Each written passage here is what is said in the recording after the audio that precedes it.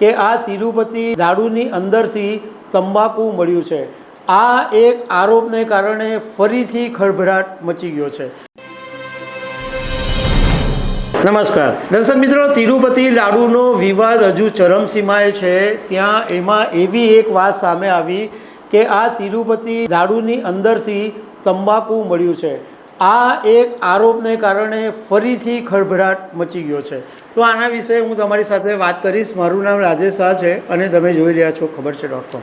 દર્શક મિત્રો, છેલ્લા કેટલાક દિવસથી જેને લોકો આસ્થાનું કેન્દ્ર માને છે એવા આંધ્રપ્રદેશમાં આવેલા તિરુપતિ બાલાજી મંદિરની અંદર જે ભક્તોને લાડુનો પ્રસાદ આપવામાં આવે છે, જેને લાડુ પ્રસાદમ કહેવામાં આવે છે, એ લાડુ પ્રસાદમના ઘીમાં ભેળસેળ હોવાની વાત સામે આવી અને આંધ્રપ્રદેશના મુખ્યમંત્રી ચંદ્રાબાબુ નાયડુએ પોતે આરોપ લગાવેલો કે આ જે ઘી છે એની અંદર ડુક્કરની અને ગૌમાંસની ચરબી ભેળસેળ કરવામાં આવે છે।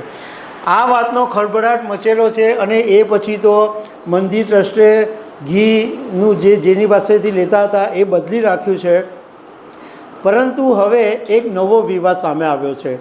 ઇન્ડિયા ટુડેના એક રિપોર્ટની અંદર એવું કહેવામાં આવ્યું છે કે ખમ્મમ જિલ્લાની એક મહિલા છે જેનું નામ છે દોન્થુ પદ્માવતી। એણે મીડિયા સાથેની વાતમાં એવું કીધું કે પોતે 19 સપ્ટેમ્બરે તિરુપતિ બાલાજી મંદિર ગઈ હતી અને ત્યાંથી લાડુ પ્રસાદમ ભેટમાં લીધેલા અને એ પડોશીઓને આપવાના હતા। પરંતુ ઘરે આવીને જ્યારે લાડુની કોથળી ખોલી અને લાડુ અંદરથી તોડ્યા તો લાડુની અંદરથી એક કાગળમાં તંબાકુ મળી આવ્યું એવું આ દોન્થુ પદ્માવતીનો આરોપ છે। હવે અત્યારે ઘીના ભેળસેળનો આરોપ તો લાગેલો જ છે, એમાં આ તંબાકુના આરોપને કારણે ફરીથી એક વખત લોકોની જે શ્રદ્ધા છે એ ડગમગી ગઈ છે। હવે બીજી તરફ આ મંદિરનો જ્યારે આખો વિવાદ ચાલી રહ્યો છે ત્યારે ભાજપના દિગ્ગજ નેતા અને એડવોકેટ સુબ્રમણ્યમ સ્વામીએ સુપ્રીમ કોર્ટની અંદર એક જાહેર હિતની અરજી કરી છે।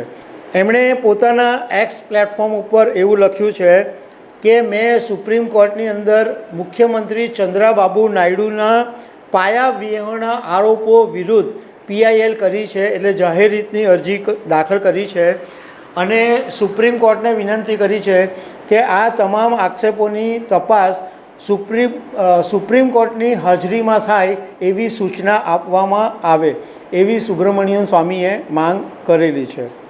એટલે આ ફરીથી બીજો એક વિવાદ ઊભો થયો છે। તો દર્શક મિત્રો, આવી અનેક વાતો સાથે અમે તમને મળતા રહીશું। Thank you very much.